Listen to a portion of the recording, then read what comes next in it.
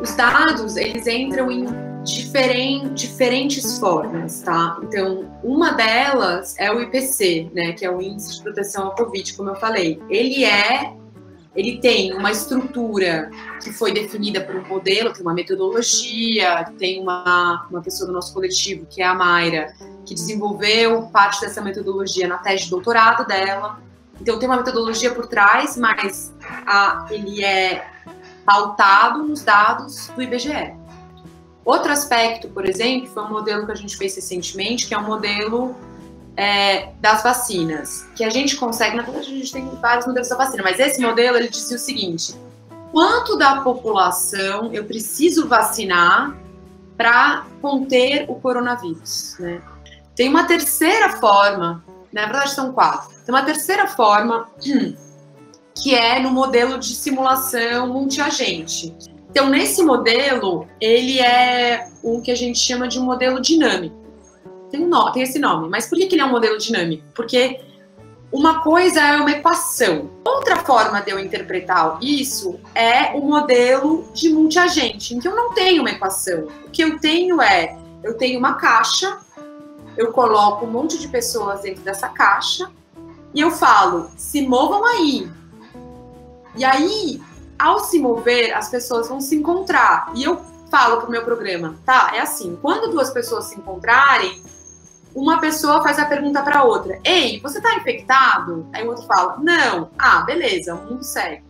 Aí, se ele encontrar uma pessoa que tá infectada, ei, você tá infectado? Putz, eu tô. Ah, então, será que você vai passar para mim? Aí, o programa tem uma porcentagem de transmissão. Então, é um modelo que não é uma equação, mas tem uma aleatoriedade, né, em que as pessoas podem se encontrar. E aí, mas esse modelo, ele precisa ser calibrado com a realidade. Quer dizer, quanto que vai ser essa taxa de transmissão? Como é que eu sei que o meu modelo está descrevendo a dispersão do vírus numa cidade? E aí, para isso, eu preciso de dados para calibrar esse modelo e para fazer com que esse modelo descreva, mesmo que de maneira aproximada, descreva a realidade para mim.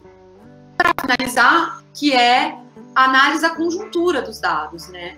Como a gente usa os dados para fazer uma análise conjunta da política e do futuro e do que está acontecendo nas diferentes cidades, nos diferentes estados. Por exemplo, se a modelagem faz uma análise de São Paulo, a gente vai pegar todos não só os decretos, né, as políticas públicas, as atividades das comunidades que aconteceram, e também a gente vai pegar os dados oficiais.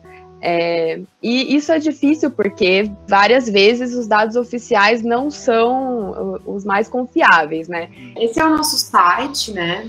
E dentro do nosso site tem uma aba que chama Simuladores. Então, convido todo mundo a visitar o acãocovid19.org. E se você clicar no simulador, na aba do simulador, você vai ver que tem 2 tipos de simuladores que a gente desenvolveu, né?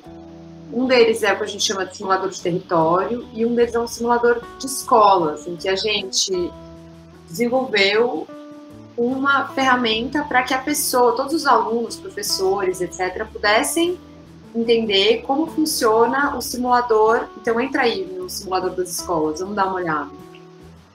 Então, é um exemplo mais fácil de entender do que o da cidade, né? Ele é digamos assim, uma versão simplificada.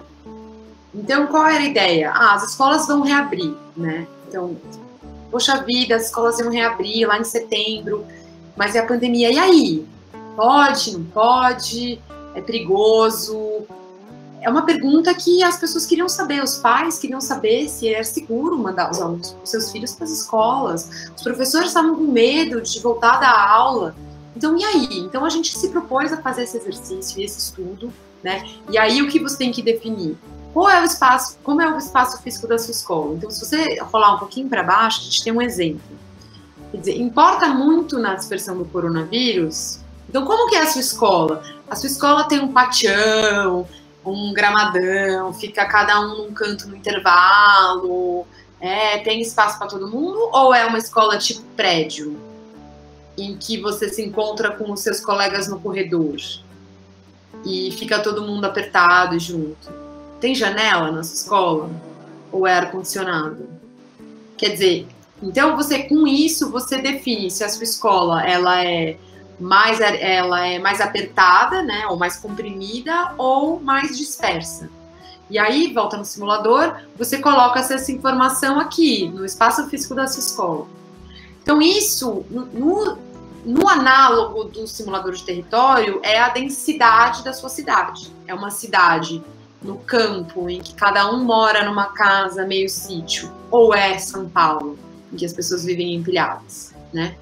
E aí, como que é o protocolo de segurança, de saúde, de segurança do vírus? A galera usa máscara? Vai usar máscara? Como que é? Vai respeitar o distanciamento social na sua escola? Então, esses são critérios que também vão influenciar na dispersão do vírus. E aí você coloca aí, vamos considerar que a maioria respeita e que as regras de distanciamento social também a maioria respeita. Então, roda aí, Bia, para elas verem o que acontece. E aí, cada pessoa pode vir aqui e fazer, e aí você vai ver que, nesse caso, é um caso ótimo, porque tudo respeita, todo mundo respeita, sua escola é super dispersa, então você vai ter simplesmente um pequeno pico ali no fundo e tal. Então, esse é o vírus na sua escola. Então, o da escola, eu acho que ele teve um impacto muito grande. Eu acho que o da escola teve uma repercussão forte, importante, que fez o governo ter que falar sobre ele, né? Então, o governo teve que reagir, dizer, não, mas esse simulador, não sei, da onde que vem, quer dizer, ele teve que se pronunciar a respeito, né? Então, isso é importante, teve um impacto muito grande dentro da comunidade dos professores, e eu acho que ele ainda hoje é uma ferramenta que os professores pedem para a gente, né? Porque isso pode ser usado em sala de aula, isso tem poderes educacionais, quer dizer, tem um papel de divulgação científica fundamental, né? O simulador de território, ele tem, como eu falei, o IPC, né? Como uma possibilidade. Então, você tem uma tabela em que você tem que digitar para achar, quer dizer, é um pouco mais complicado de... Né? Então, aqui eu tenho que procurar uma cidade, tenho que calcular para ver a tabela, para eu saber qual é o meu IPC, mas ainda nesse caso, eu consigo olhar, por exemplo, para bairros muito pobres e muito densos, em que o IPC é muito baixo, por exemplo. Então, esses estudos, apoiados nesse simulador, mostraram a necessidade de você ter políticas públicas e botar dinheiro, de fato, entre os mais pobres. E a gente também tem uma nova versão do simulador que a gente está finalizando, que inclui as vacinas, né? Então, esse é o novo lançamento aí para breve, em que a gente vai incluir também as vacinas.